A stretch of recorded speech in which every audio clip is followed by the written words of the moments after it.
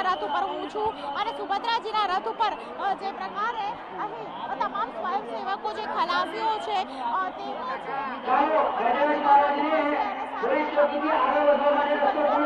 આજે ખૂબ જ સુંદર હાર પહેરાવવામાં આવ્યું છે. સરસપુર વિસ્તારની અંદર મામેરાની વિધિ છે તે કરવામાં આવ્યું છે. મામેરાના વિધિ સાથે ખાસ કરીને ઘણા બધા લોકો છે તેઓ ખલાસી ભાઈઓ જોડાય છે. શું કહેશો આજે ભગવાનને તમે લઈને આવ્યા છો, કેટલી મુસીબત થઈ કે પછી ભગવાને રસ્તો સરળ કરી દીધો? ભગવાને આમ તો અમને મુશ્કેલી ભગવાનનું કામ કરવા માટે મુશ્કેલી નડે જ, કારણ કે એમને ખબર છે કે મુશ્કેલી નહીં નડાવું ને જો આ સહેલાઈથી કામ કરીશ તમને નહીં માને, એટલે મારા આપણે ભગવાન મુશ્કેલી તો આપે જ.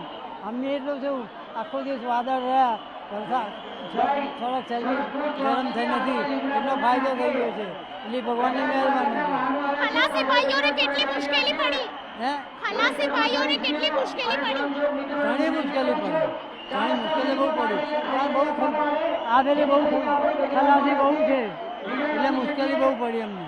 બહુ માણસ આવી જાય છે. રથ છે તે ખેંચીને આવ્યા. કેટલા વર્ષથી આ રીતે રથ ખેંચો છો?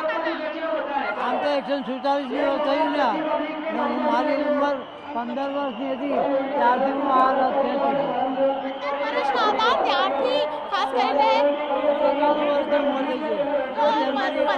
15 વર્ષના હતા ત્યારથી તે રથ ખેંચે છે. તેની સાથે ખાસ કરીને ઘણા બધા લોકો છે ખલાસીઓ તેઓ ખાસ અહીં આવતા હોય છે ને રથ ખેંચીને સૌભાગ્ય માનતા હોય છે. મામેરાની વિધિ કરી રહી છે. તેની સાથે ખાસ કરીને ઘણા બધા ભક્તો છે તે જોડાયેલા છે. ભગવાન જગન્નાથની રથયાત્રામાં ભાઈ છે તે ખાસ કરીને પોતાના ભાઈ સાથે યાત્રા કરતા હોય છે.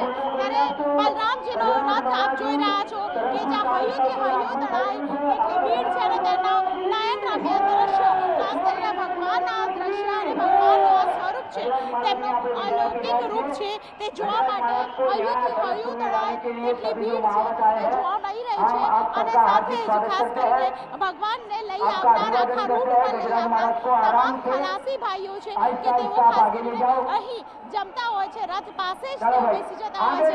અત્યારે આપ જોઈ રહ્યા છો તમામ ખલાસી ભાઈઓ રાહ જોઈ રહ્યા છે. હવે તેઓ ફરીથી રથ છે તે પાછો લઈ જશે સરસપુરથી રથ કાલુપુર અને ત્યારબાદ આગળ વધશે દિલ્હી ચકલા વધશે માણેક ચોક થશે અને ત્યારબાદ ફરી ભગવાન જગન્નાથ મંદિરે પહોંચશે. આ તમામ ખલાસી ભાઈઓને જાય છે કે તેઓ ભગવાનના રથને આગળ વધતા વધતા લગભગ 18 કિલોમીટરનો રૂટ છે તેઓ ચાલતા જાય છે.